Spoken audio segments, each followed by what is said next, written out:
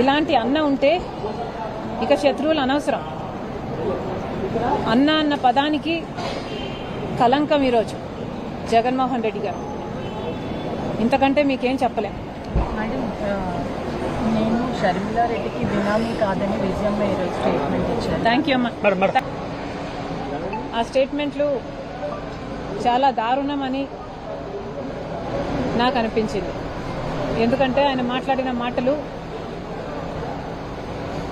వివేకానంద రెడ్డి గారు గుండెపోటుతో చనిపోయారు అన్న వార్త, ఆ థియరీని సృష్టించింది సునీత రెడ్డి గారు అన్నారు. అంతేకాదు సునీత రెడ్డి గారు చంద్రబాబు గారి కోసం చాలా ఆరాటపడుతున్నారు అని చాలా దారుణంగా మాట్లాడారు. ఇది చాలా అన్యాయంగా మాట్లాడినట్టు నాకు అనిపించింది. మా కుటుంబానికి కూడా చాలా బాధేసింది. మీడియా ఉంది అన్న అహంకారంతో ఏది మాట్లాడినా చెల్లుబాటు అయిపోతుంది అనుకుంటున్నారు. పలుకుబడి ఉంది అన్న అహంకారంతో ఎన్ని నేరాలు చేసైనా తప్పించుకోవచ్చు అనుకుంటున్నారు. డబ్బు ఉంది అన్న అహంకారంతో సోషల్ మీడియాలో వాళ్ళ సైతాన్ సైన్యం చేత ఎవరినైనా వ్యక్తిగత హననం చేయటానికి సిద్ధపడ్డారు. ఇది ఎంత దారుణంగా ఉంది అన్నది ఒకసారి వాళ్ళే ప్రశ్నించుకోవాలి. అసలు వివేకానంద రెడ్డి గారు గుండెపోటుతో చనిపోయారు అని అన్న థియరీని సునీతనే సృష్టించింది అని మాట్లాడారు అవినాష్ రెడ్డి గారు. నిజానికి వివేకానంద రెడ్డి గారు చనిపోయిన రోజున 7 గంటల నుంచే వివేకానంద రెడ్డి గారు గుండెపోటుతో చనిపోయారు అని సాక్షి టీవీలో రీలే జరుగుతూనే ఉంది. సునీత ఏమో, మేము సునీత అందరం కూడా హైదరాబాదులో ఉన్నాం. ఈ వార్త విని ఒక షాకుకు గురయ్యాం. మరి సాక్షి టీవీ లోకల్గా పులివెందల నుంచి గుండెపోటు వార్తని చెప్తున్నారు. మరి లోకల్ న్యూస్ను ఇచ్చే అవకాశం లోకల్గా ఉన్న అవినాష్ రెడ్డికి ఉందా, లేక హైదరాబాద్లో ఉన్న సునీత రెడ్డికి ఉందా? లోకల్గా ఉన్నది అక్కడ అవినాష్ రెడ్డి గారు. బాడీ పడి ఉంది, రక్తపు మడుగుంది. అక్కడ గుండెపోటు కాదు ఇది అని చూసిన ఎవరికైనా అర్థమయ్యే పరిస్థితి ఉంది. అలాంటప్పుడు సాక్షి టీవీలో గుండెపోటు అని ప్రచారం జరుగుతుంటే లోకల్గా ఉన్న అవినాష్ రెడ్డికి దాన్ని ఇన్ఫ్లుయెన్స్ చేసే అవకాశం ఉందా, లేక దూరంగా ఉన్న సునీతకు ఆ మీడియాని ఇన్ఫ్లుయెన్స్ చేసే అవకాశం ఉందా? సాక్షిని నడుపుతున్నదేమో భారతిరెడ్డి గారు. 7 గంటల నుంచి వివేకానంద రెడ్డి గారిది గుండెపోటు అని ప్రచారం చేస్తున్నారు సాక్షి టీవీలో. మరి అలా ఎందుకు ప్రచారం చేశారో భారతిరెడ్డి గారు కానీ అవినాష్ రెడ్డి గారు కానీ ఎప్పుడూ సమాధానం చెప్పలేదు. అక్కడ మీడియాను మేనేజ్ చేసుకునే అవకాశం అవినాష్కు, భారతిరెడ్డికి, సాక్షికి ఉంది. అక్కడ పోలీసులను మేనేజ్ చేసుకుని పోస్ట్ మార్టం వద్దు అని చెప్పే అవకాశం కూడా అవినాష్ రెడ్డికే ఉంది. పోస్ట్ మార్టం జరగకపోతే బెనిఫిట్ అక్కడ ఎవరికి?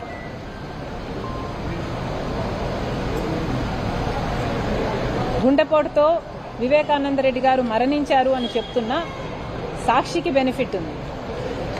అంతేగాని దూరంగా ఉన్న సునీతకు యాక్సెస్ లేదు, బెనిఫిట్ అంతకంటే లేదు. ఇంతవరకు కూడా సాక్షి టీవీలో 7 గంటల నుంచి వివేకానంద రెడ్డి గారు గుండెపోటుతో మరణించారు అన్న వార్త సాక్షి ఎందుకు ప్రచారం చేసిందో ఇంతవరకు భారతిరెడ్డి గారు కానీ అవినాష్ రెడ్డి గారు కానీ ఇంతవరకు సమాధానం చెప్పనే లేదు. ఇంకొక విషయం, వివేకానంద రెడ్డి వ్యక్తిగత జీవితం గురించి వాళ్ళ సోషల్ మీడియా సైతాన్ సైన్యం చేత నానా రకాలుగా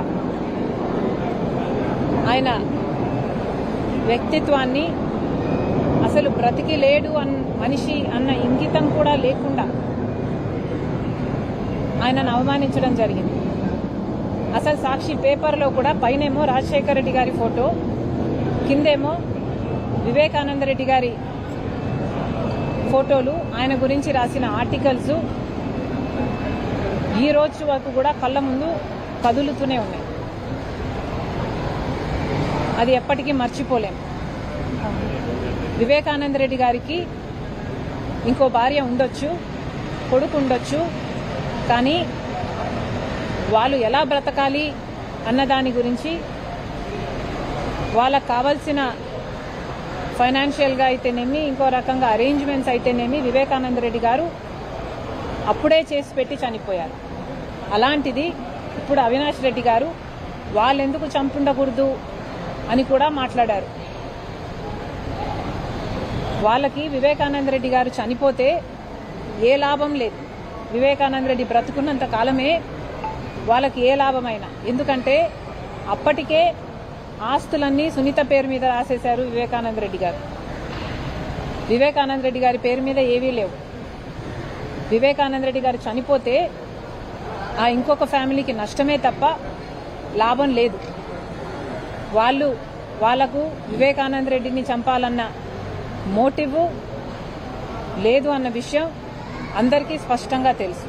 అయినా కూడా వివేకానంద రెడ్డి గారిని కేవలం భ్రష్టు పట్టించాలి, మీడియాలో ఆయనను అవమానించాలి అన్న ఉద్దేశంతో మాత్రమే వాళ్ళ సాక్షిలో అయితేనేమి, లేక సోషల్ మీడియా సైతాన్ సైన్యం అయితేనేమి కేవలం ఆయనని అవమానించడానికి చేసిన ప్రయత్నం మాత్రమే.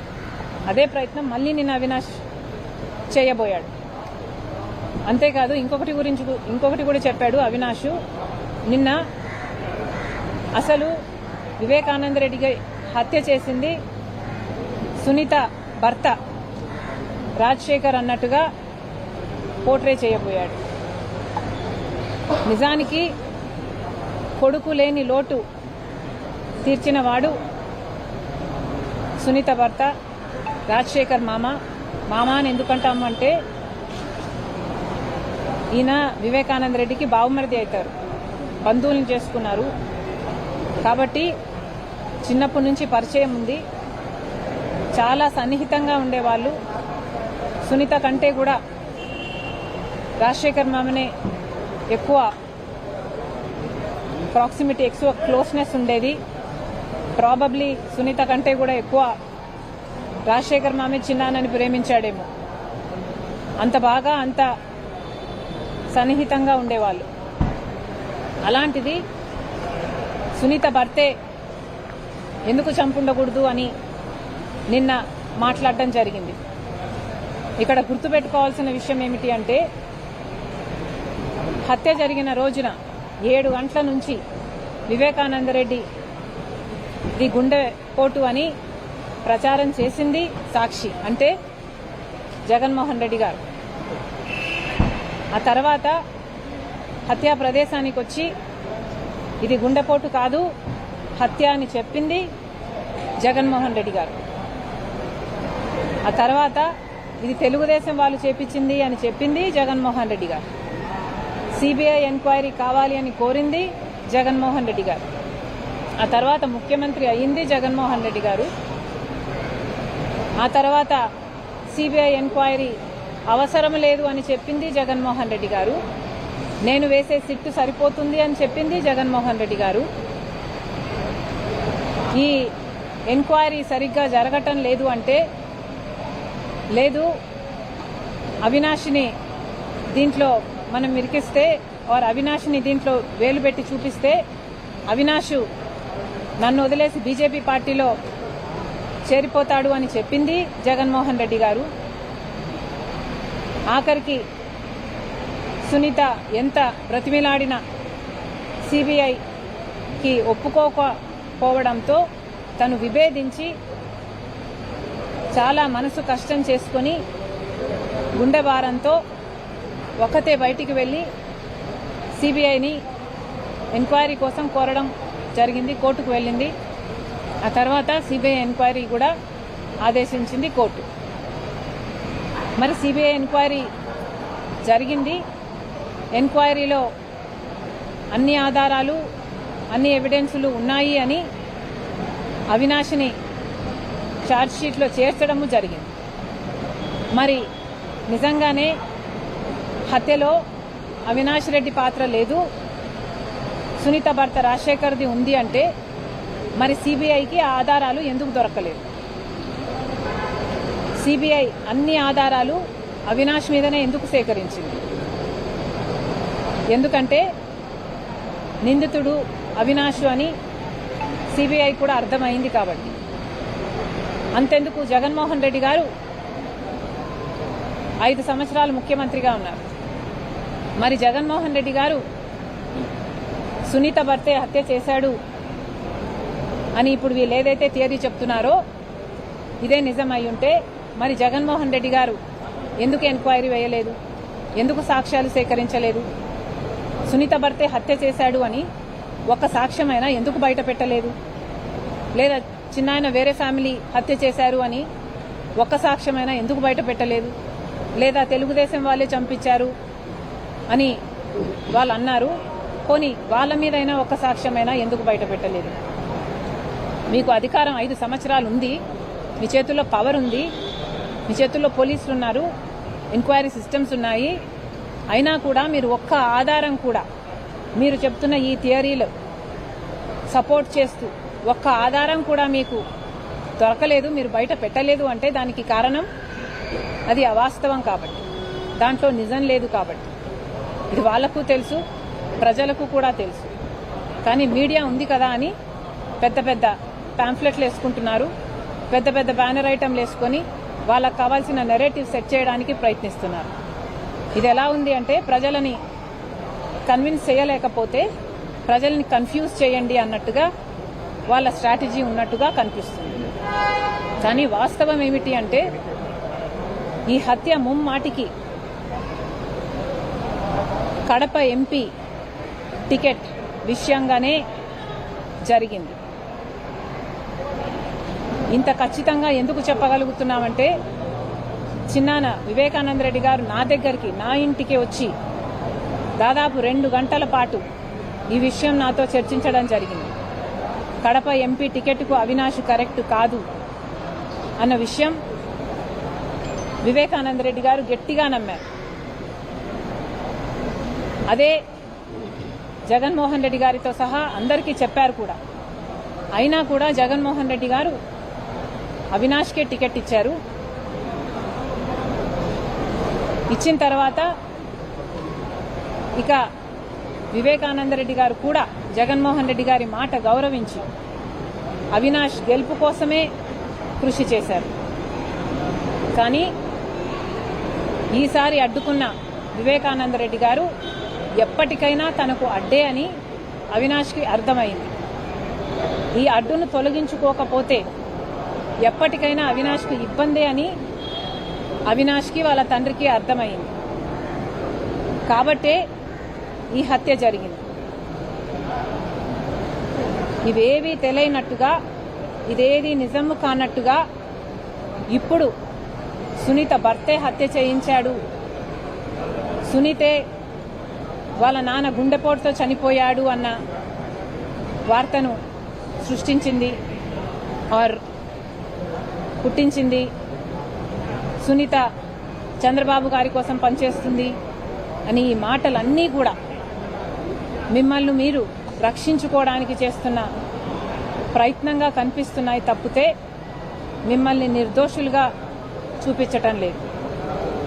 ఈ రోజు వరకు కూడా సునీతకు ప్రాణహాని ఉంది అని తెలిసి కూడా సునీత ధైర్యంగా మహిళ అయినా ఒంటరిగా ఈ పోరాటం చేస్తుంది. న్యాయం కోసం, తన తండ్రి మరణం వెనుక ఉన్న నిజం కోసం అలుపెరగకుండా ఇంత పోరాటం చేస్తుందే. కనీసం అన్నగా జగన్మోహన్ రెడ్డి గారికి వీసంత కనికరమైనా లేదా? మీ మనస్సాక్షిని అడగండి, నిజమేదో. అసలు సునీత, చిన్నమ్మ బాధితులు కాదా? మరి వాళ్ళకు చూపించాల్సింది కనికరం కాదా? అలా కాకుండా బాధితుల పక్షాన నిలబడకుండా నిందితుల పక్షాన నిలబడ్డారు మీరు అంటే ఇది రాజశేఖర రెడ్డి గారి బ్రతికే ఉండుంటే ఎంత బాధపడేవారో మా అందరికీ తెలుసు. చంద్రబాబు గారిని కలిసింది అని మీరు ఇంతగా ఆరోపిస్తున్నారే సునీతను. అసలు చంద్రబాబు గారిని సునీత ఎందుకు కలిసింది? మీరు న్యాయం చేయలేదు కాబట్టి కదా కలిసింది. మిమ్మల్ని సిబిఐ వేయండి అన్నా అని మిమ్మల్ని అడగలేదా? అడిగినప్పుడు మీరు సిబిఐ ఎంక్వైరీకి ఒప్పుకుని ఉంటే, న్యాయం పక్షాన నించునుంటే అసలు సునీత ఎందుకు విభేదించాలి? ఎందుకు బయటికి వెళ్ళిపోవాలి? ఎందుకు ఇంత పోరాటం చేయాలి? ఎందుకు చంద్రబాబు గారి గడప తొక్కాలి? ఈరోజు సునీత ఇంత ఒంటరిగా పోరాటం చేస్తుంది అంటే దానికి కారణం మీరు వెలేస్తేనే కదా, మీరు తరిమేస్తేనే కదా, మీరు న్యాయం చేయకపోతేనే కదా తనకి కర్మ పట్టింది. ఈరోజు చంద్రబాబు గారిని అడిగేంత కర్మ. అయినా ఏమడిగింది? మీకు చేతనైనంత న్యాయం చేయండి అని అడిగింది. పోనీ చంద్రబాబు గారైనా చేస్తున్నారా? ఏం చేస్తున్నారు? సిబిఐ అన్యాయం చేస్తుంది, బీజేపీ అన్యాయం చేస్తుంది. ఈ కేసును మీరు గారుస్తున్నారు. చంద్రబాబు గారు ముఖ్యమంత్రిగా ఆడబిడ్డ కోసమైనా న్యాయం జరిపించండి అని బీజేపీని, సిబిఐని అడగాల్సిన బాధ్యత, డిమాండ్ చేయాల్సిన బాధ్యత ముఖ్యమంత్రిగా చంద్రబాబు గారికి లేదా? మరి చేశారా? ఈరోజు సునీత న్యాయం కోసం తట్టని తలుపు లేదు, ఎక్కని గడప లేదు, ఎక్కని మెట్టు లేదు. అసలు నిరంతరం 7 ఏళ్ళయింది. నిన్న మొన్నటికి మార్చి 15కి 7 ఏళ్ళయింది. ఇంతవరకు న్యాయం జరగలేదు. ఇంకా పోరాటం చేస్తూనే ఉంది, చేస్తుంది.